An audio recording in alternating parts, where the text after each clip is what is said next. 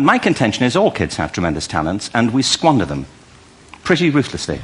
I had a great story recently, I love telling it, of a little girl who was in a drawing lesson. She was 6, and she was at the back drawing, and the teacher said this little girl hardly ever paid attention. And in this drawing lesson, she did. And the teacher was fascinated. She went over to her and she said, "What are you drawing?" And the girl said, "I'm drawing a picture of God." And the teacher said, "But nobody knows what God looks like." And the girl said, "They will in a minute." Kids will take a chance. If they don't know, they'll have a go. Am I right? They're not frightened of being wrong. Now, I don't mean to say that being wrong is the same thing as being creative. What we do know is, if you're not prepared to be wrong, you'll never come up with anything original. If you're not prepared to be wrong.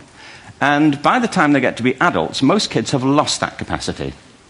They have become frightened of being wrong. And we run our companies this, by the way. We stigmatize mistakes.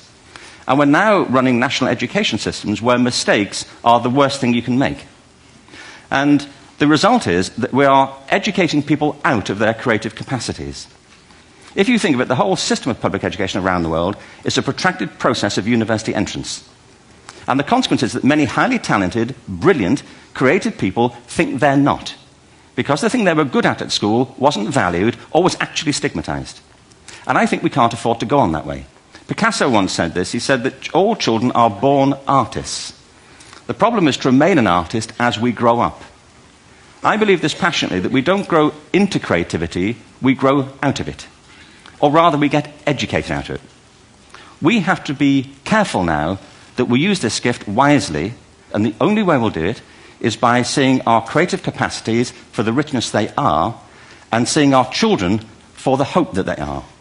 And our task is to educate their whole being so they can face this future. By the way, we may not see this future, but they will. And our job is to help them make something of it.